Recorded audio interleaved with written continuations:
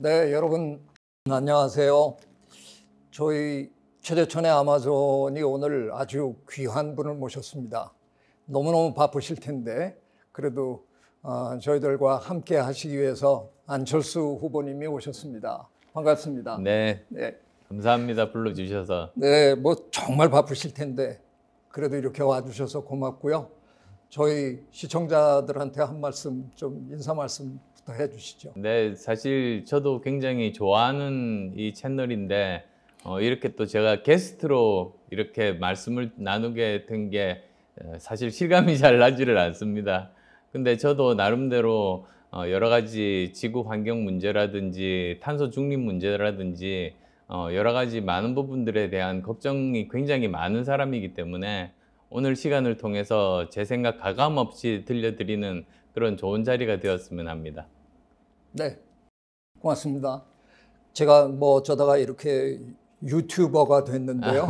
저희 채널에서 여러 가지 주제를 다뤄봤는데 오늘 아마 기후변화를 중심에다 두고 그래도 기후변화와 연관이 있는 뭐 몇 가지 주제에 대해서 한번 말씀을 듣고자 합니다. 이게 뭐 꼭 정책 토론은 아니니까 너무 뭐 부담 갖지 마시고요. 본인의 철학이라든가 아니면 매력이라든가 이런 걸 얘기해 주시면 됩니다. 뭐 워낙 대한민국에서 토크 콘서트의 문화를 열어주신 분이니까 뭐 그냥 토크 콘서트 하신다 생각하고 하시면 그러겠습니다. 네, 될 것 같습니다. 첫 질문 드리겠습니다. 기후변화에 따른 위기, 이게 뭐 심각하다고 얘기들은 많이 하는데 실제로 사람들이 얼마나 심각하게 여기는지는 저희 전문가들이 늘 의아해하는 부분이거든요. 후보님은 개인적으로 기후위기가 진짜 얼마나 심각하다고 생각하세요? 저는 기후위기를 넘어서 기후재앙이라고 저는 표현을 하고 싶은데요. 사실 이게 정말로 심각하다고 생각하는 것이 보통은 그냥 이상기온 이 정도만 생각하지 않습니까? 근데 사실은 이제 그걸 더 넘어서서 뭐 극심한 가뭄이라든지 엄청난 홍수라든지 그리고 또 호주의 그 넓은 평야를 다 태우는 엄청난 산불이라든지 그리고 해수면이 높아지면서 도시들이 가라앉는 거는 물론이고 사실 굉장히 심각한 것 중에 하나가 많은 농작물을 짓는 그런 나라들이 있지 않습니까? 거기에서 만약에 심각한 기후 변동이 생기면 농산물 생산이 급감할 수 있습니다. 그렇게 되면 사실 우리 지구 전체가 식량 위기를 겪을 수도 있는 것이고요. 그리고 또 지금 우리가 고통을 받고 있는 코로나19, 사실은 근본을 따지고 가보면 이게 다 이상기온, 진짜 기후재앙 때문에 생긴 것 아니겠습니까? 그러니까 원래는 사람과 야생동물이 이렇게 멀리 떨어져 사니까 접촉할 기회가 없다가 점차 사람들이 밀림을 개간하면서 안으로 들어가고 그리고 또 기후변화 때문에 동물의 서식지가 점차 옮겨져 가면서 불행하게도 여기가 그냥 만나버렸던 게 코로나19를 포함한 이런 5년마다 반복되는 팬데믹이 오게 된 제일 근본적인 원인이라고 보는데요. 얼마 전에 익스플레인드라는 다큐멘터리를 봤습니다. 넷플릭스 다큐멘터리인데 거기 보니까 과학자분들이 지금까지 인류와 접촉하지 않았던 바이러스 숫자를 추정을 했더라고요. 네. 160만 종이라는 겁니다. 엄청난 숫자 아닙니까? 네. 그게 아직도 지금 밀림 어딘가에서 지금 있는 건데 그래서 사실 과학자분들이니까 가만히 있을 수가 없어서 탐험대를 조직을 해서 밀림으로 들어가서 야생동물을 잡아 거기에 있는 바이러스를 채취해서 연구를 시작을 하기는 했답니다. 그래서 지금까지 정말 놀랍게도 3,000종 정도를 연구를 했다는군요. 그래서 계산해 보니까 159만 7천 종이 남았구나. 그러니까 이게 앞으로도 계속 될 텐데 이런 것들까지 다 포함하면 사실 기후 위기라는 단어도 부적합하고 기후 재앙, 클라이밋 디제스터가 맞는 표현 같습니다. 네. 또 지금 북극의 동토가 또 얼음이 녹으니까 그 밑에 있던 땅들이 드러나면서 거기에 숨어 있던 또 바이러스들이 또 다 지금 나오고 네, 있잖아요. 그렇습니다. 이게 굉장합니다. 아니 지금 안 후보님 얘기를 이렇게 듣고 있으면 이 질문을 안 드릴 수가 없어요. 이렇게 재앙 수준의 중요한 이 이슈인데 왜 우리 대선에서는 이게 전혀 이슈가 안 되나요? 저도 굉장히 답답한 마음이 큽니다. 사실 지금 2050년까지 탄소 중립을 한다고 하지 않습니까? 근데 이게 사실은 그 2050년까지 탄소 중립을 이루는 게 굉장히 힘든 일 아니겠습니까? 사람들이 잘 모르는 사람들이 특히 정치인들이 그런 생각을 하는 것 같습니다. 전기 생산만 신재생 에너지로 다 바꾸면은 탄소 중립이 된다. 이렇게 잘못 생각하고 있지 않습니까? 근데 나라마다 틀립니다만 빌 게이츠가 최근에 쓴 책이 있는데요. 거기를 보면은 전기 생산으로 인해서 발생되는 CO2는 전체의 27%, 4분의 1밖에 안 되는 겁니다. 그러니까 전기 생산을 해서 CO2가 전혀 발생하지 않는다고 해도 나머지 4분의 3이 남아 있는 거죠.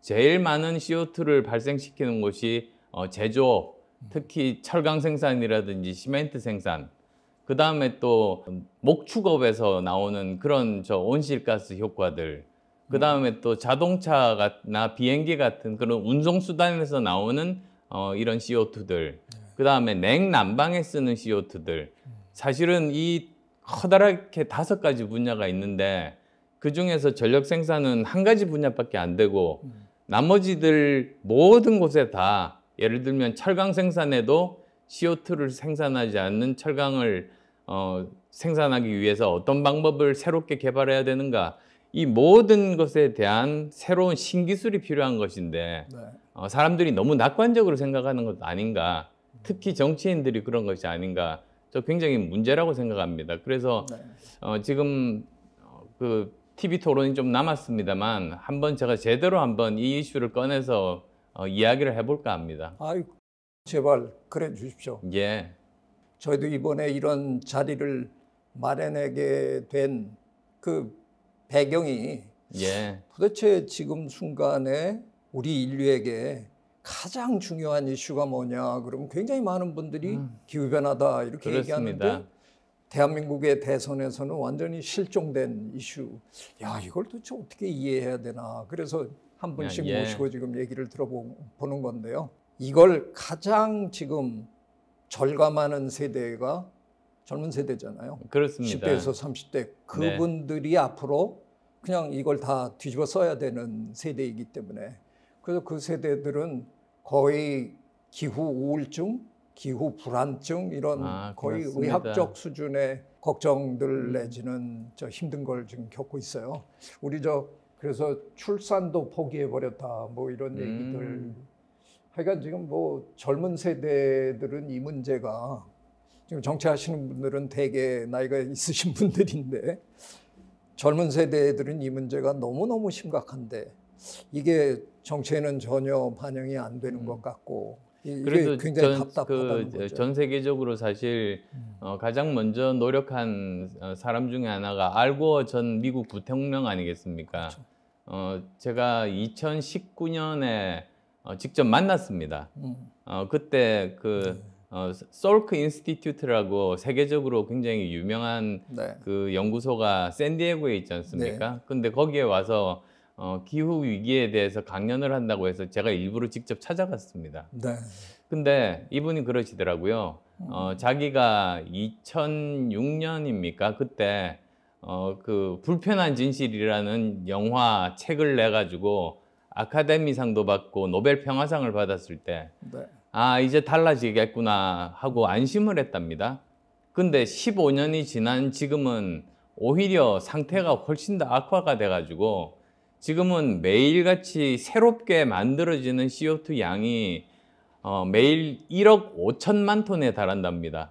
그래서 공기가 1톤 정도면 어느 정도 많을지 상상이 안 가는데 10톤도 아니고 100톤도 아니고 1000톤도 아니고 1억 5천만 톤이 매일같이 생산되니까 이제 이 알고 그분이 하는 말씀이 이제 지구가 옛날 상태로 돌아가는 것은 불가능한 상황에 처해 있다. 그런데도 자기가 왜 이렇게 계속 전 세계 강연을 다니면서 이렇게 막으려고 하느냐면 이걸 그대로 놔두면 도대체 우리 앞에 어떤 파국이 닥칠지 너무나 두렵답니다.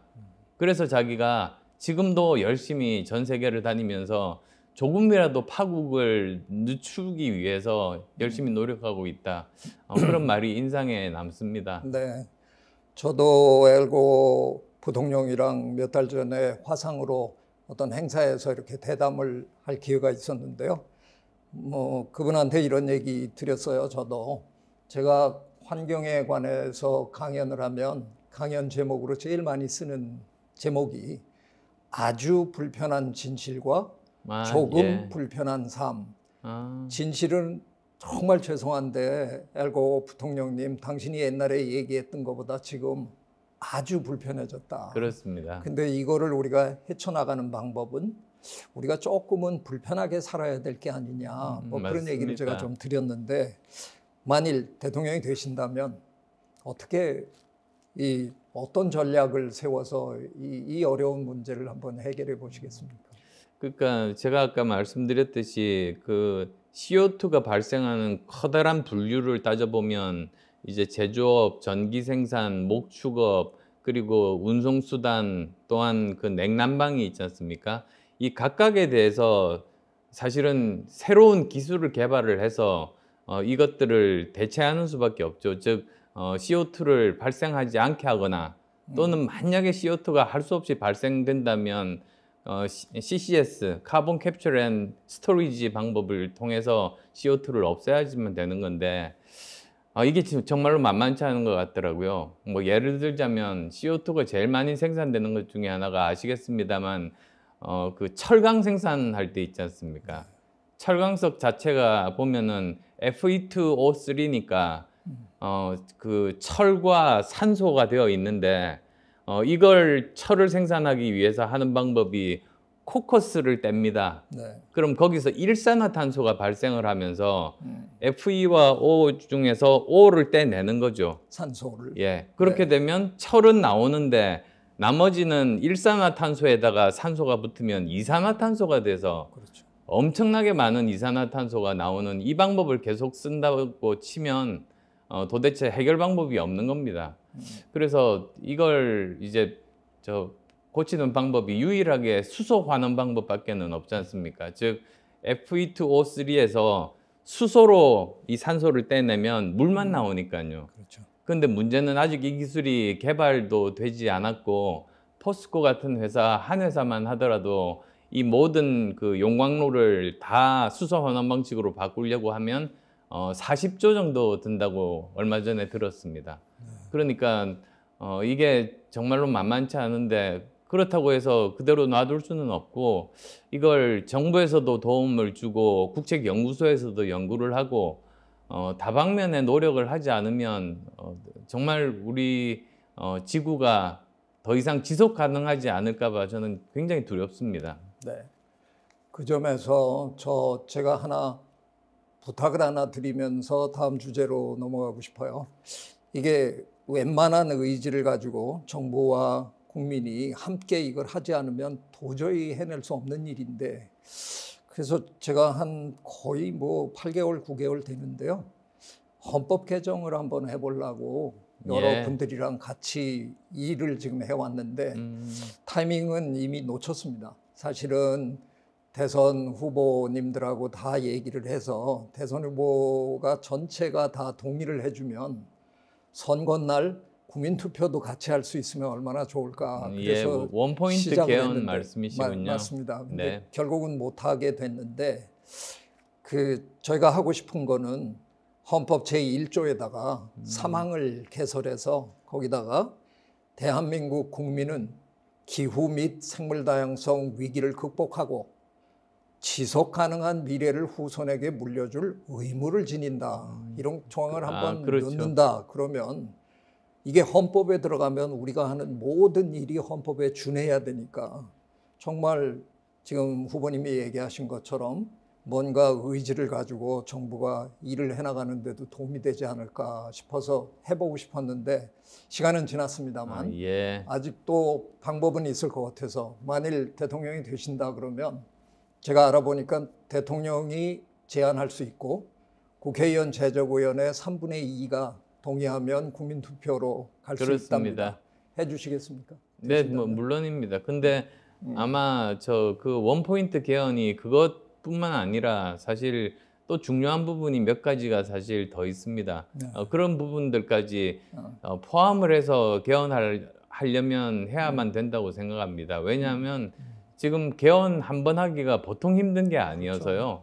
저는 거기에 더해서 지금 현재 제왕적인 대통령제, 대통령에게 너무 권한이 많이 집중이 되고 말만 상권 분립이지 대통령 아래 입법부와 사법부가 있는 이런 기형적인 사실은 민주주의 제도의 정신에 걸맞지 않은 부분까지도 저는 고쳐야지만 앞으로 불행한 대통령들이 나오지 않고 나라도 좀 더 지속 가능하게 되지 않을까 그런 생각을 하고 있습니다. 네, 좋은 말씀이십니다.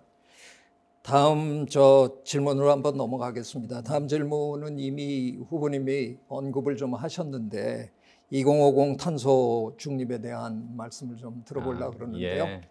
이게 결코 쉽지 않은 목표잖아요. 그래도 우리 문재인 정부가 용감하게 과감하게 2050년을 목표로 해서 하겠다라고 예. 선언은 했는데 아까 말씀하신 대로 참 실행하기 어려운 목표인데 후보님 생각에는 그래도 2050 탄소 중립을 선언한 거는 적절했다고 보시는지, 만약에 혹시 어떤 점에서는 아까 언뜻 말씀하신 것처럼 부족하다면 어떤 식으로 더 강하게 이 문제를 해결해야 되는지, 아니면 대통령님은 뭐 경제를 생각하지 않을 수가 없으니까 경제적인 어떤 어려움 때문에 뭔가 좀 조율을 해야 된다고 생각하시는지 그 문제에 대해서 한번 말씀 주세요. 예, 저는 개인적으로 2050년 탄소 중립은 해야 된다고 보는 입장입니다. 근데 거기까지 가기에는 수많은 기술적인 난관이 있습니다. 제가 꼭 뭐 문과, 이과 이렇게 나누는 건 아닙니다만 많은 환경운동하는 정말 건전하고 상식적인 대학생들과 이렇게 이야기를 하다 보면 그 중에는 과학적인 상식이 없는 분들이 좀 계시는데요. 사실 과학은 현실이거든요. 기술이 개발되기 위해서는 돈만 있으면 되는 게 아니라 시간이 필요합니다. 시행착오가 항상 있으면서 과학은 조금씩 발전하기 마련이거든요. 근데 지금 현재 과학기술의 수준이라든지 현실에 대한 이해가 전혀 없이 그냥 너무 이상적으로만 생각하는 그런 것들을 많이 보게 됐습니다. 그래서 그런 분들도 사실 지금 현재 현실을 제대로 이해를 시키면서 함께 끌고 나가야지만 되지 않나 싶은데요. 뭐 예를 들자면 사실은 지금 현재 가장 이슈가 되는 것 중에 하나가 원자력 발전 문제 아니겠습니까? 그렇죠. 근데 과연 원자력 발전이 우리나라에 없앨 수가 있는가? 저는 우리나라에서는 원자력 발전을 완전히 쓰지 않는 건 불가능하다고 보는 입장입니다. 왜 그러냐면 사실은 전기를 생산하는 방법이 세 가지 아닙니까? 화석 연료를 쓰든지, 그러면 CO2 나오는 수밖에 없죠. 그러니까 이건 제외하고도 나머지 남은 두 가지 방법 중에 하나가 원전과 그리고 신재생 에너지입니다. 근데 신재생 에너지만 가지고는 도저히 우리나라가 충분한 전기를 생산할 수 없는 이유가 정말로 많습니다. 일단은 우리나라가 다른 나라에 비하면 신재생 에너지 효율이 떨어지지 않습니까? 거기다가 또 보면 미국 같으면은 안 쓰는 황무지가 엄청나게 많으니까 거기에다 풍력 발전기를 많이 지어도 되는데, 우리는 좁은 국토에서 굉장히 많은 토지가 드는 그런 신재생 에너지를 세우기에는 땅이 굉장히 많이 부족하고요. 거기에다가 또 전력 생산 단가가 굉장히 비싸지는 것이 있고, 가장 큰 단점은 아마도 간헐성일 겁니다.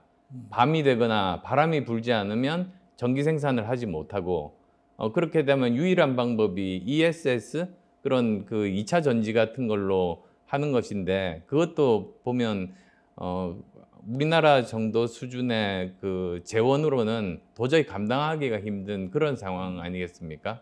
근데 그러면 왜 독일 같은 나라는 그렇게 신재생 에너지를 많이 써도 문제가 없는가? 그건 아시다시피 전부 그 내륙으로 연결되어 있으니까 내부에서 간헐적인 전기 생산이 중단이 되는 그런 상황이 되면 프랑스에서 전력선이 연결이 돼서 수입을 해오면 되니까 그게 가능한데 대한민국은 사실상 전력 공급의 면에서는 섬나라 아닙니까? 북한에서 가지고 올 수도 없고 일본이나 중국으로 전력선이 연결되지도 않고 하니까 결국은 신재생 에너지만으로는 도저히 우리나라가 필요로 하는 에너지를 공급하는 것은 불가능하다. 그래서 결국은 원전을 쓸 수밖에는 없는데 저는 이렇게 생각합니다. 원전에 대해서 가장 걱정하는 게 두 가지 아니겠습니까? 하나는 방사능 유출의 가능성, 그리고 또 하나는 사용 후 해결료를 어떻게 처리할 것인가. 근데 저는 그 둘 다 과학기술의 발전으로 해결을 하는 것이 그것이 더 우리가 할 수 있는 방법이라는 생각입니다. 뭐 예를 들자면 자동차가 사고가 나서 사람을 죽인다고 우리 모두 자동차 쓰지 말자 이러지는 않지 않습니까? 오히려 그러면 사람 생명을 보호하기 위해서 안전벨트를 만들고 그리고 또 여러 가지 브레이크 시스템이라든지 또는 여러 가지 사람 안전하게 하는 기술을 개발하면서 사람 생명을 보호하는 것처럼 일단은 원자력 발전에 있어서 여러 가지 방사능 유출의 가능성을 최대한 줄일 수 있는 방법은 SMR 같은 스몰 모듈러 리액터 같은 그런 형태, 즉 한국말로 번역을 하자면 소형 모듈 원전이겠네요.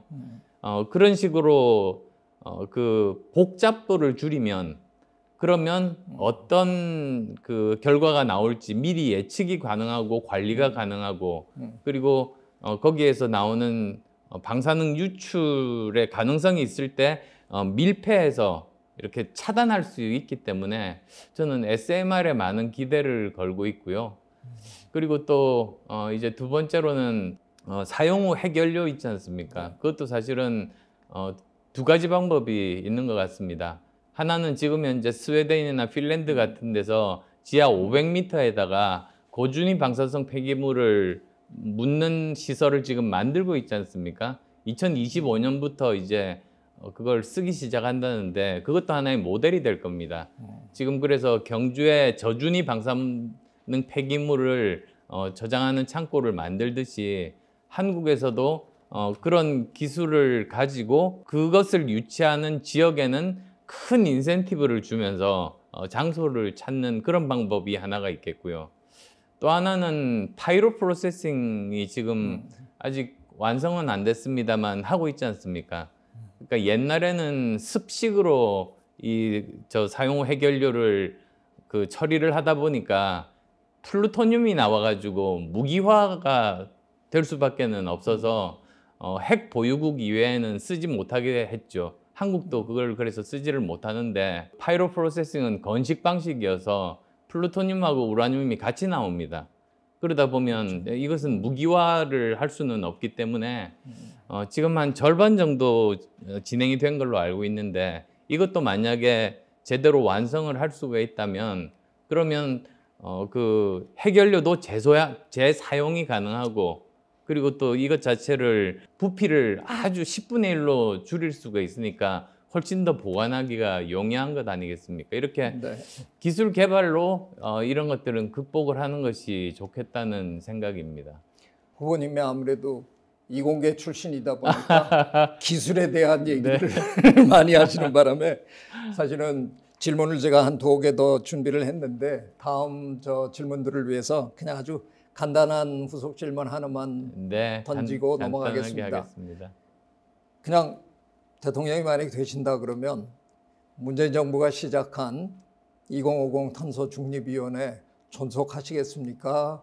더 확대하시겠습니까? 뭐 축소는 안 하시겠지만.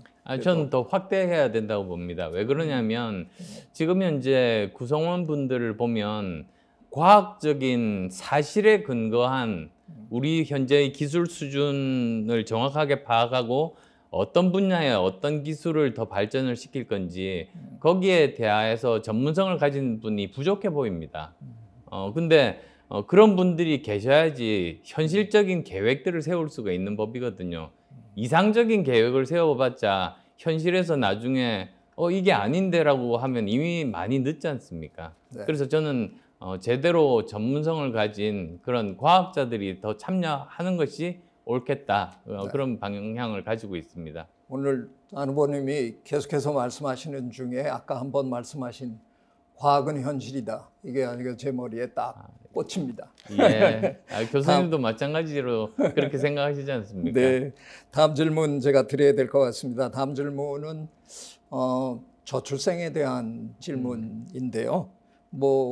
안 후보님은 이미 전체 토론에서도 연금 문제를 아주 직접적으로 얘기도 하셨고, 예. 그런데 너무 여러 가지가 지금 이 문제에 연결돼 있잖아요. 예. 저출생 문제와 고령화 문제가 맞물려서 가다 보니까 경제 가능 인구는 자꾸 줄어드는데 그 혜택을 받아야 되는 그 얼마 안 되는 15세에서 64세의 인구가 먹여 살려야 되는 분들이 너무 많이 늘어나는 이런 상황인데, 세계적으로는 다 출생률을 높여야 된다고 하는데요. 저같이 환경을 연구한 사람은 이게 참 딜레마입니다. 네. 왜냐하면 모든 환경 문제의 끝에 가면 궁극적으로 이게 인구 문제거든요. 맞습니다.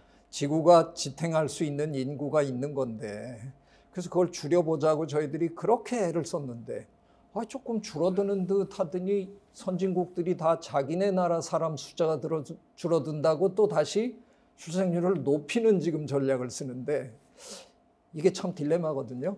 예. 어떻게 생각하세요? 그러니까 적정한 인구 수준이 사실은 있지 않습니까? 그러니까 어느 정도 그 인구가 유지가 되는 정도 수준, 그리고 또 이제 인구 보면 나이와 그다음에 인구 숫자, 연령 분포 그래프가 어느 정도 균형을 맞추고 있는 이런 정도의 인구 구조가 가장 이상적인 인구 구조인데, 우리나라는 지금 그렇지가 않지 않습니까? 그래서 저는 대한민국의 지속 가능성이 심각하게 위협을 받고 있다. 저는 그렇게 생각을 우선 하고 있고요. 제가 프랑스에 간 적이 있습니다. 프랑스가 출생률이 점차 줄어들다가 어느 순간부터 다시 정책적으로 열심히 하면서 다시 거의 2 가까이로 오른 나라 아니겠습니까? 그래서 그 책임자분을 제가 찾아뵀습니다. 70이 넘으신 그 학자분이셨는데요. 네. 근데 그분이 물어보는 겁니다. 그럼 한국이 출생률이 어느 정도 되느냐? 제가 일이 안 됩니다 하니까 경악을 금치 못하시더라고요. 그분이 자기 평생에 어떤 나라건 그리고 역사적으로도 출생률이 1 이하인 거는 자기가 처음 들어본답니다. 이건 이제 나라가 거의 지속 가능하지 않은 수준이 된다는 그 뜻이다. 그러면서 굉장히 우려를 표명을 했습니다. 그래서 지금까지 우리가 돈을 많이 썼지만은 계속 실패만 하고 자꾸 줄어들기만 하고, 작년에 0.84였으니까 아마 올해는 0.7대로 떨어지지 않을까, 저는 그런 우려가 있습니다. 어젠가 발표된 거는 일단 0.81이 나왔습니다. 예. 근데 이제 전체를 한 건 아니고요. 상반기인데. 네, 그렇습니다. 7대로 떨어질 예. 가능성이 있죠. 그래서 저는 왜 그런가를 우선 따져봐야 될 것 같습니다. 일단은 저출생과 고령화는 다른 이슈이기 때문에 저는 이걸 분리하는 게 필요하다고 봅니다. 저출생에 관련된 것을 정책을 새롭게 만들고 고민을 하는 것과 고령화와 관련된 또는 생산 가능 인구와 관련된 그런 부분들은 따로 저는 떨어져서 접근하는 것이 옳다는 생각을 가지고 있고요. 그 다음에 또 저출생 관련해서는 우리가 지금까지는 이미 낳은 아이들에 대한 보육과 교육에만 돈을 많이 쓴 것이 아닌가, 그렇게 문제의식을 가지고 있죠. 보면은 왜 출산율이 이렇게 낮은가, 그 근본적인 원인은 만혼 내지는 결혼을 하지 않는 것 아니겠습니까?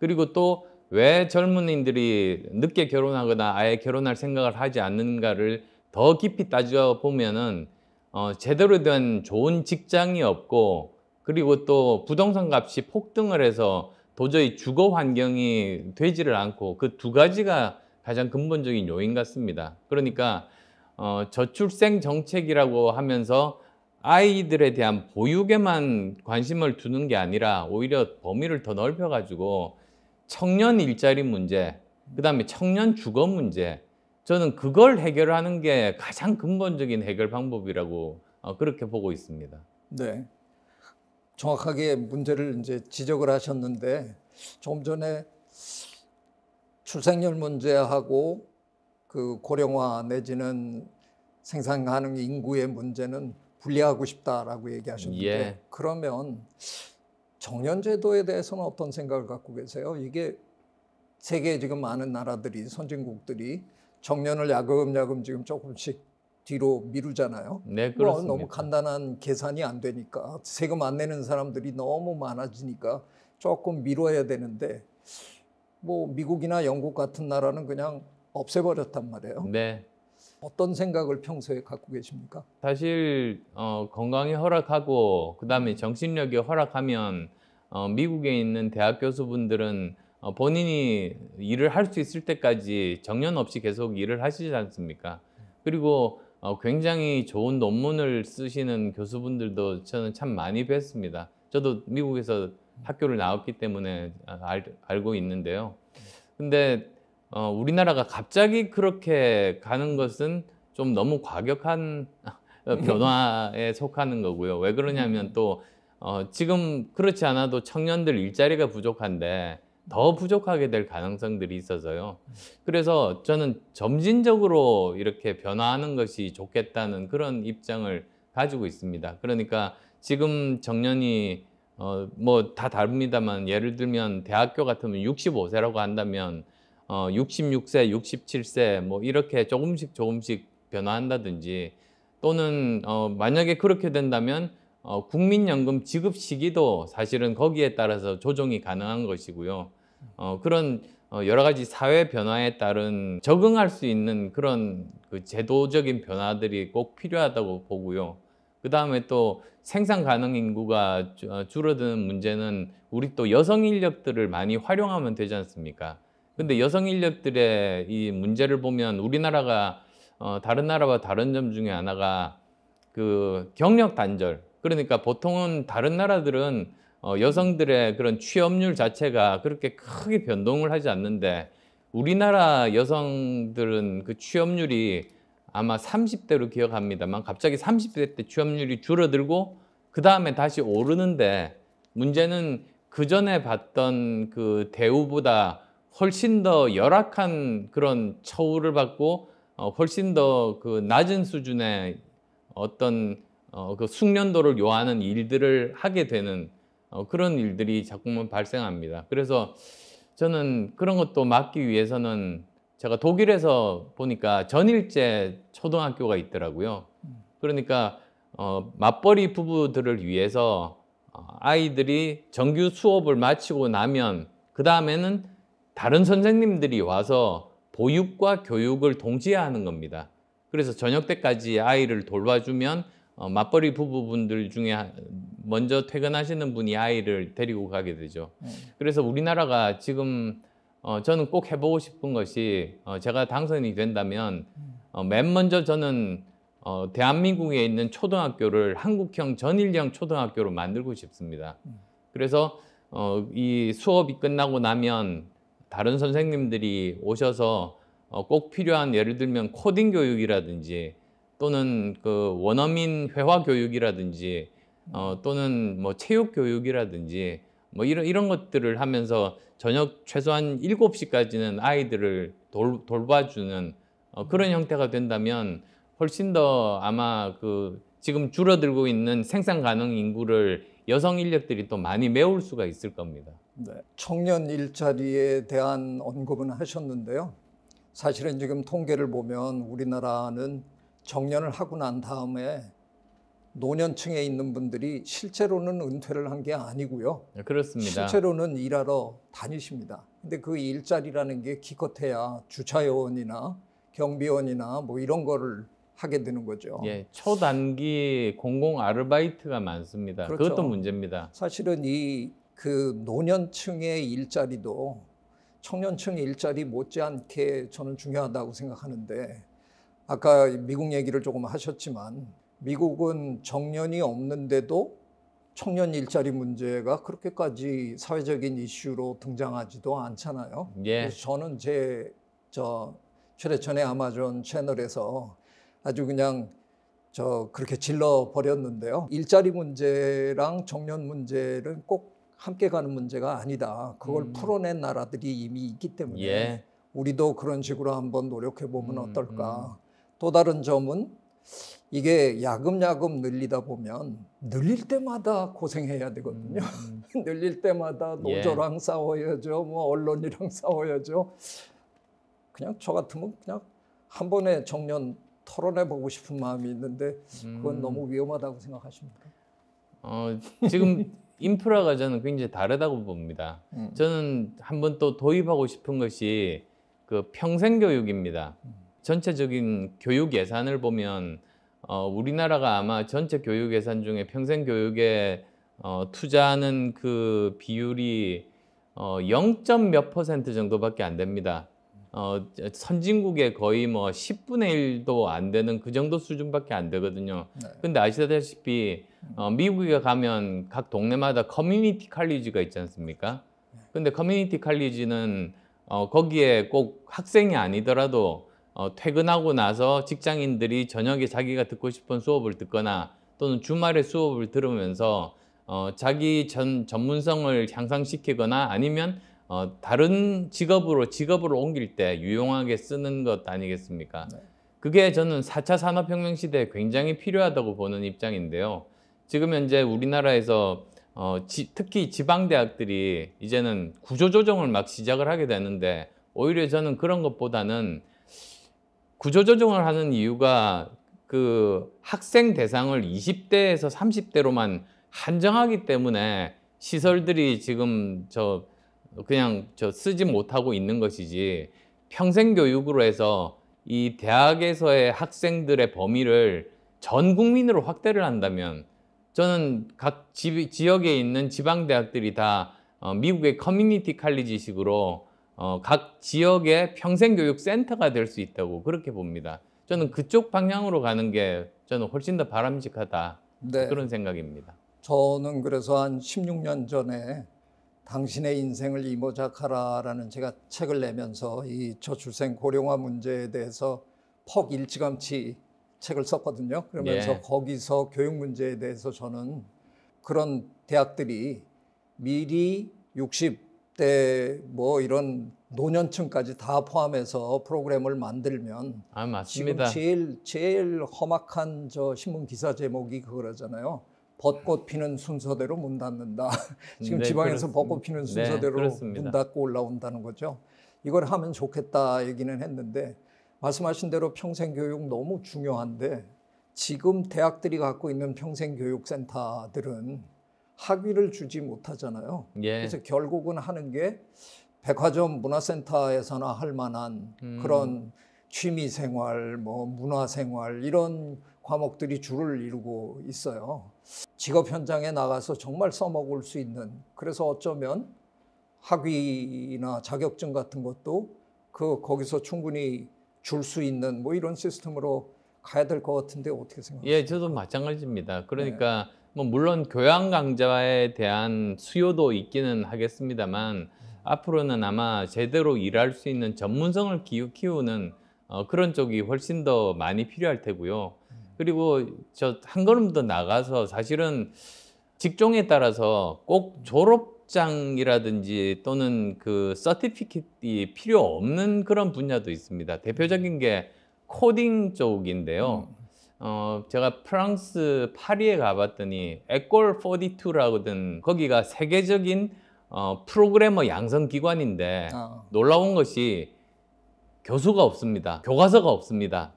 교과 과정이 없습니다. 그럼 도대체 어떻게 하는가? 거기에 입학한 학생들은 자기가 그 학교에 들어가서 아무 터미널이나 이제 거기 로그인을 하면 이제 그 자기 지금 현재 수준 레벨이 뜨고 거기에 맞는 여러 가지 프로젝트들을 선택할 수가 있습니다. 그래서 자기가 그 열심히 나름대로 공부를 해서 그 프로젝트를 풀면은 그러면 그 사람의 레벨이 올라가는 거죠. 그 다음에 또 어느 정도 레벨이 올라가고 나면 혼자서는 못하는 프로젝트들이 나오는데 그때 주위에 있는 동료들을 모아서 팀 프로젝트를 하게 됩니다.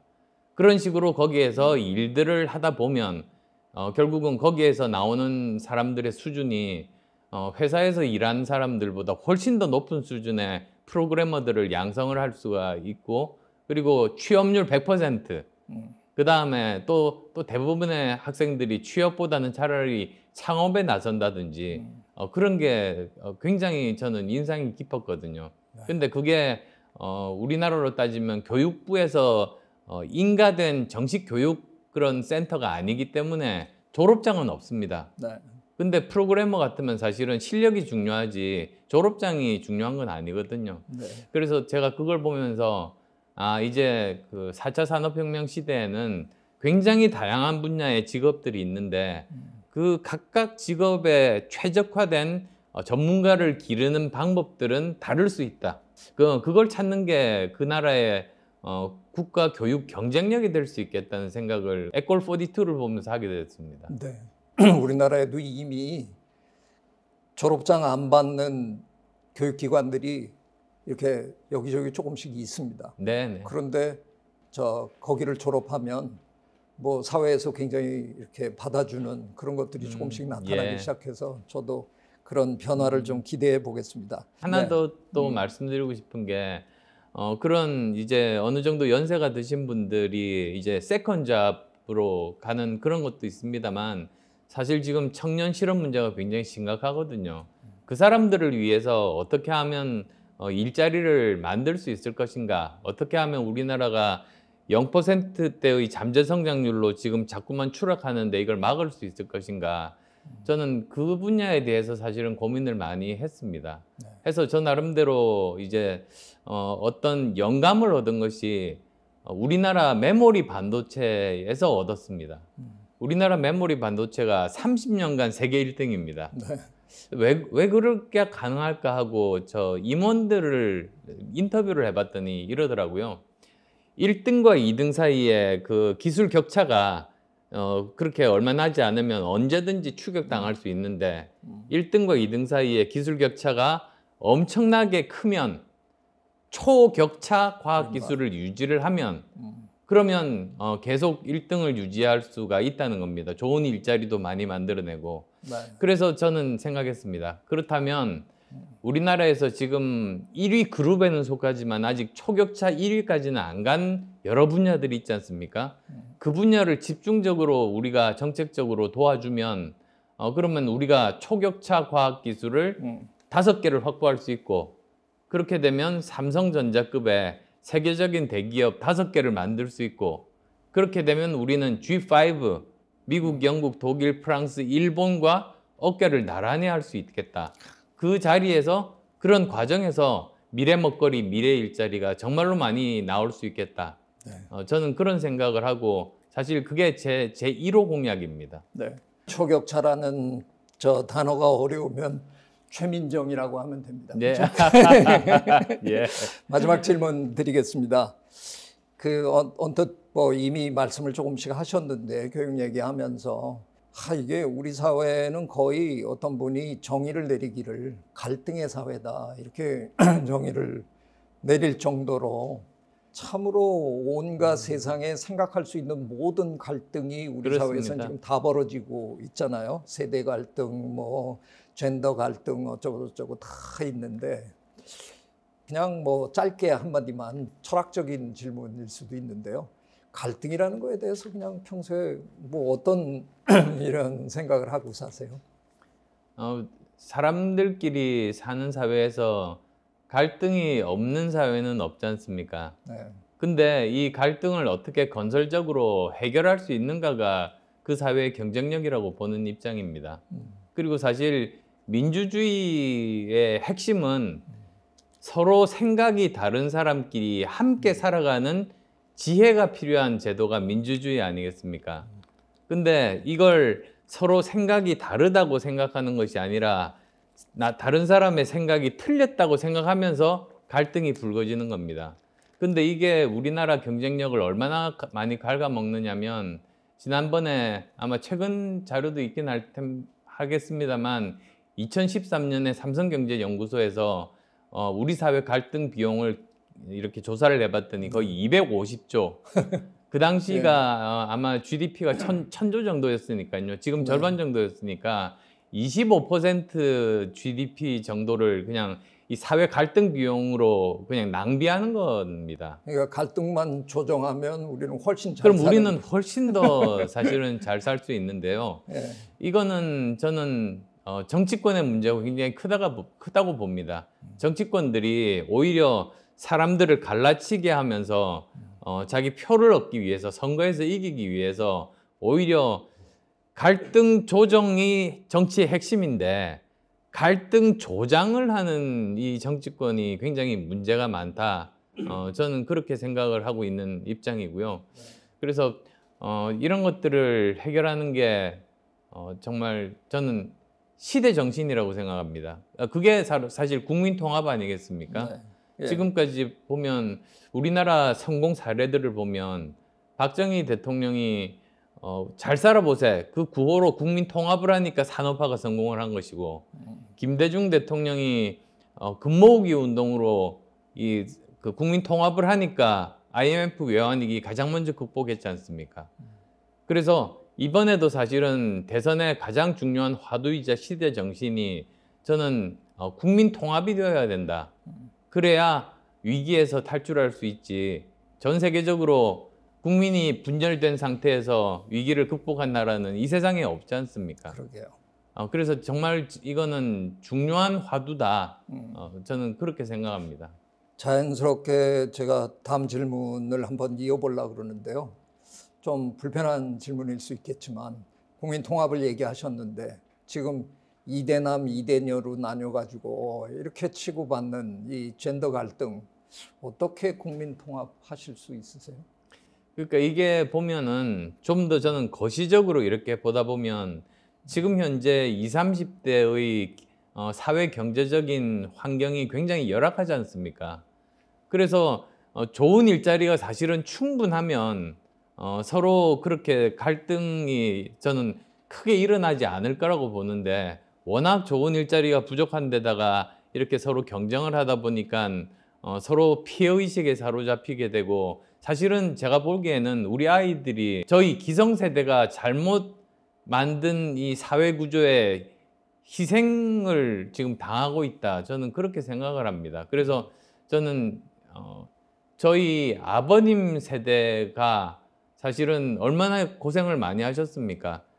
정말 외화를 벌기 위해서 중동으로 그리고 독일의 광부로 간호사로 그리고 베트남 전쟁 참전하면서까지 목숨을 버리면서까지 우리나라를 이 정도로 잘 살게 만들어서 저희 세대만 하더라도 열심히 일하면 취직할 수 있고 열심히 돈을 모으면 집을 살 수 있었는데 그러면 저희 세대가 해야 되는 일은 우리 아이들 세대가 저희보다도 더 좋은 환경에서 살 수 있게 그런 걸 만들어 줘야 되는데 오히려 저희는 더 열악한 환경을 만든 거 아니겠습니까? 그래서 저는 거기에 대해서 굉장히 저 스스로 많이 반성도 굉장히 많이 하고 있습니다. 그래서 그 문제, 사회 경제적인 이런 구조를 해결하는 문제가 사실은 20대 이대남 이대녀 갈등의 가장 근본적인 치유 방법 중에 하나다. 물론 뭐 그거 말고도 있겠습니다만 어쨌든 사회 경제적인 이 구조를 바꾸는 것 이것이 가장 중요한 것이라고 생각합니다. 그렇게까지 말씀하셨는데 제가 뭐 기름 붓는 것 같아서 죄송하지만 젠더 갈등에서 끝나는 게 아니라 우리가 지금 후보님은 젊은 세대한테 우리 세대가 참 미안하다. 그들을 위해서 뭔가 하고 싶다 그러는데 이게 현실은 젊은 세대는 이미 분노하기 시작했잖아요. 그렇습니다. 네, 그렇습니다. 아니 저 노인네들 왜 저 지하철 공짜로 타는 거야? 네. 로부터 시작해서 그 남녀 갈등은 그래도 어떻게 얘기가 될 수 있는데 세대 간 이 세대 갈등. 갈등은 잘못하면 계속 엇나가 버릴 가능성이 큰 거거든요. 이 세대 갈등 또 저는 거기에다가 지식 갈등까지 좀 요즘 많이 생각하고 있는데요. 그 어딜 가면 요즘 자꾸 키오스크가 앞에 떡 버티고 서 있잖아요. 네. 그게 나이가 들면 이게 아무래도 힘든 건데 그 뒤에 있는 젊은 친구들은 답답하니까 어르신 그것도 할 줄 모르세요? 제가 해드릴까요? 뭐 이런 그 세대 간의 지식도 앞으로는 너무 이렇게 격차가 나면 참 예. 사회가 통합되기 힘들고 이런 여러 가지 문제들이 발생을 할 텐데 그 문제에 대해서는 뭐 또 보관이 좀 있으십니까? 제가 사회학자 분과 말씀을 나누다가 이런 말씀을 하시더라고요. 우리나라는 전 세계에서 유일하게 후진국에서 태어난 사람과 선진국에서 태어난 사람이 동시대에 함께 살고 있는 이 세상에서 유일한 나라다. 그러니까 저희 아버님 세대만 하더라도 그때 뭐 저 GDP 1인당 GDP 100불 시대에 태어나신 분들이고 지금은 3만 불 시대에 태어난 아이들 아닙니까? 근데 사실 세계관이 전혀 같을 리가 없고 서로 소통도 잘 안 되고 문화적인 차이가 엄청나게 많이 큰 것 같습니다. 그래서 저는 이런 건 우리나라만이 사실 가지고 있거나 또는 다른 나라에 비해서 정도가 너무나 심하기 때문에 이런 부분들에 대해서 우리가 또는 정치가 정부가 너무 무관심했던 것은 아닌가. 이런 사회 갈등적인 요소에 대해서 아까 말씀드렸듯이 정치가 하는 일은 갈등 해소가 본연의 역할이거든요. 그래서 이 부분도 역시 사실 정치가 그런 부분들을 갈등 해소를 위해서 노력을 해야 되는데 오히려 국민들의 갈등 해소를 관심을 두기는커녕 오히려 선거에서 이기면 세금으로 자기 편 먹여 살리는 거. 실제로 해야 될 사회 갈등 해소는 안 하고 그렇게 하는 것 자체가 정말로 저는 잘못됐다고 봅니다.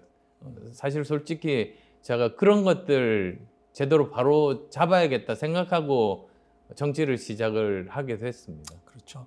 네. 이런 것들을 정치권의 그 잘못이 크다라고 하셨는데 이게 이어지지 않으려면 사실은 우리가 교육 과정에서도 이런 예. 것들을 좀 가르쳐야 되는데 전혀 아직 우리는 그런 얘기조차 국영수만 열심히 가르치는 이 상황인데 시간이 너무 많이 돼서요. 이제 마무리를 해야 되는데 예. 후보님하고 이렇게 얘기를 나눠보니까 참 재밌는데 우리가 그래도 이공계로 뭐 통하는 게 좀 예. 있어서 그런지 재밌는데 계속해서 정치가로서의 반성을 자꾸 얘기하셔서 제가 갑자기 이 질문을 한번 드리고 싶어졌어요. 후보님이 생각하시는 리더란 무엇인가 한번 듣고 싶습니다. 저는 페이스메이커라고 봅니다. 마라톤을 할 때 이렇게 저 출발선에 보면 풍선을 달고 있는 사람이 있습니다. 3시간, 4시간, 5시간. 그 사람들이 페이스메이커거든요. 무슨 뜻이냐면 4시간 풍선을 들고 있는 사람을 계속 쫓아가면 42.195km 계속 쫓아가면 4시간 안에 들어갑니다. 자기 목표를 완수를 하는 거죠. 그래서 그런 사람들이 페이스메이커인데요. 어쩌면 현대에 필요한 페이스메이커는 옛날처럼 무조건 나를 따르라 이런 사람이 아니라 페이스메이커 리더십을 가진 사람이 현대에 꼭 필요한 리더가 아닌가 하는 생각이 들거든요. 왜냐하면 이 사람은 4시간짜리 페이스메이커는 3시간 안에 올인할 수 있는 사람입니다. 근데도 자기가 실력을 발휘할 수 있음에도 불구하고 자기가 다른 사람들의 자기 뒤를 쫓아오는 사람들의 꿈을 이루어주기 위해서 자기를 희생을 하는 거죠. 속도를 줄여가지고. 그래서 마치 제일 앞에서 뛰는 것 같지만 사실은 뒤에서 쫓아오는 사람들을 그 꿈을 이루어주기 위해서 가장 뒤에서 등을 밀어주는 역할을 하는 게 그게 페이스메이커의 본연의 역할입니다. 네. 그래서 지금 그건 이제는 정부도 그렇고 리더도 그렇고 지금 이 복잡한 21세기 대한민국 사회에서 꼭 필요한 그런 그 리더십이라고 한다면 페이스메이커 리더십, 페이스메이커 정부, 그게 꼭 필요하다고 생각합니다. 어떤 페이스메이커랑 같이 지난번에 마라톤 뛰실 때 뛰셨는지 모르지만 좀 느리시던데. 페이스메이커 얘기를 하셨으니까 제가 이어서 한번 뭐 어떻게 보면 같은 질문일 수도 있겠지만 조금 각도를 달리해서 대통령이 되신다면 대통령이 하는 페이스메이킹은 과연 어떤 걸까 궁금해졌어요. 어떤 식의 페이스메이킹 대통령을 하시겠습니까? 그러니까 저 보면 이 대한민국이라는 수레가 있으면 예전에는 이제 정부나 대통령이 하는 일은 앞에서 끌어가는 일이었지 않습니까? 근데 지금은 오히려 이 대한민국이라는 수레가 있고 뭐 대한민국 경제라는 수레가 있으면 뒤에서 밀어주는 역할을 하는 것. 그게 저는 그 제대로 된 대통령의 역할이자 정부의 역할이 된 시대가 되었다. 저는 그렇게 생각합니다. 가장 인상적인 사진이 오바마 대통령 때 오사마 빈 라덴 사살 작전 백악관 사진 아마 기억하시는 분들이 많으실 겁니다. 그럼요. 흑백 사진인데요. 중앙에는 대통령이 있는 게 아니라 장군이 있습니다. 그래서 오바마 대통령 어디 있나 봤더니 저 구석에 쭈그리고 앉아서 이렇게 쳐다보는 사진. 저는 그게 너무나 인상이 깊었습니다. 왜 그러냐면 이제 옛날에는 사실은 20세기 뭐 산업화 시대에는 모든 거를 다 뭐 정부나 대통령이 앞에서 끌고 가면 됐죠. 모든 분야가 어떤 식으로 발전할 건지에 대해서 다 예측이 가능하고 그때 필요한 인재상들이 다 이미 예측이 가능하기 때문에 거기에 따라 교육제도, 커리큘럼도 만들어서 필요한 인재들을 양성하고 비교적 쉬웠지 않습니까? 근데 지금은 모든 분야마다 굉장히 복잡하고 빨리 변하고 하기 때문에 현장을 가장 잘 알고 정확하게 판단하는 것은 전문가입니다. 그래서 오히려 지금으로서는 전문가에게 결정 권한을 맡기고 그 다음에 정부나 대통령이 하는 일은 그 사람들이 일을 할 수 있는 여건을 만들어주고 지원해 주는 것. 그거라고 저는 보는 입장이거든요. 비슷한 게 사도라는 영화 혹시 보셨습니까? 네, 네. 사도에 보면 이제 그 영조가 나오죠. 송강호 씨가 주연을 하는데 영조가 한 말 중에 인상 깊은 말이 이것이었습니다. 왕은 결정하는 자리가 아니다. 결정을 하게 하고 책임을 묻는 자리다. 그런 게 참 인상이 깊었는데 아마 그런 맥락이 비슷한 것 아닌가 싶습니다. 저도 미국에서 좀 살면서 미국 사회가 지금 후보님이 얘기한 그거랑 굉장히 비슷하다는 느낌을 많이 받았거든요. 네. 미국에서 제일 먼저 배운 단어 중에 하나가 델리게이션이라는 단어였어요. 맞습니다. 맡긴다 하는 뜻이잖아요. 우리는 맡겨놓고도 이상하게 못내 아쉬워서 자꾸 뒤에서 참견하는데 제가 미국에서 15년 살았는데 미국 사회는 진짜 맡기면 맡기더라고요. 그리고 그렇습니다. 맨 마지막에 결과를 보고 잘못했으면 가차없이 책임을 묻습니다. 묻고 하는 그런 우리 사회도 그런 책임을 묻는 그런 사회로 가야 된다 그런 말씀으로 이해했습니다. 그러니까 뭐 오늘 저는 개인적으로 너무 재밌었고요. 네, 감사합니다. 마치 그 옛날 우리 안 후보님이 우리 사회에서 제일 먼저 시작해 주시는 토크 콘서트에 제가 초대받은 것 같은 그런 아주 즐거운 시간이었습니다. 기왕에 이제 나오셨으니까 이제 몇 분 안 남았는데 우리 시청자분들한테 뭐 시청자분들이 유권자가 되실 수 있는 거니까 한 말씀 마지막 인사 말씀 하시는 걸로 마무리하겠습니다. 이렇게 참 뭐라고 할까요? 저는 최근 들어서 가장 편한 이런 대화 자리에 초대받은 것 같습니다. 사실 제가 지금 유튜브를 찍고 있다는 생각이 안 들고 오히려 제가 평소에 존경하는 최 교수님과 함께 서로 어떤 커피숍에서 서로 대화를 열심히 나누고 또 저도 배우고 깨닫고 이런 좋은 시간이었던 것 같은데요. 이런 저 선거와 상관없이 앞으로도 저는 이런 기회들 좀 더 많았으면 좋겠다는 그런 조그마한 희망을 가져봅니다. 지금까지 시청해주신 많은 분들 정말 감사합니다. 그래도 뭔가 좀 마지막 펀치라인을 한번 날리셔야 되는 거 아닐까요? 펀치라인요. 예전에 그런 말이 있습니다. 뭐 대통령이 모든 걸 다 알 필요는 없다. 그냥 자기가 모르는 분야는 머리를 빌리면 된다. 이런 말이 있었거든요. 근데 그게 20세기 때 통하던 말입니다. 지금은 각 분야가 워낙 많이 복잡해지고 있습니다. 예를 들자면 그 원전 분야에서도 탈원전 전문가가 있고 소형 모듈 원전 전문가가 있습니다. 이런 다양한 전문가들 중에서 정말 우리나라에 필요한 전문가들을 골라내는 그런 능력이 있으려면 전 세계적인 이런 흐름에 대한 이해와 상식이 있어야만 됩니다. 그래서 머리를 빌릴 수 있는 머리가 있어야지 우리나라가 제대로 바르게 갈 수 있다. 저는 그 말씀을 드리고 싶습니다.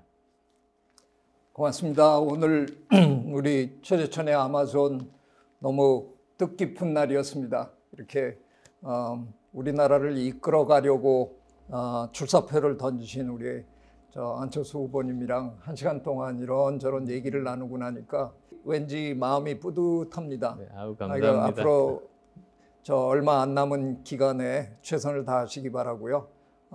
좋은 일이 있으시기 기원하겠습니다. 고맙습니다. 네, 이렇게 나와주셔서. 감사합니다.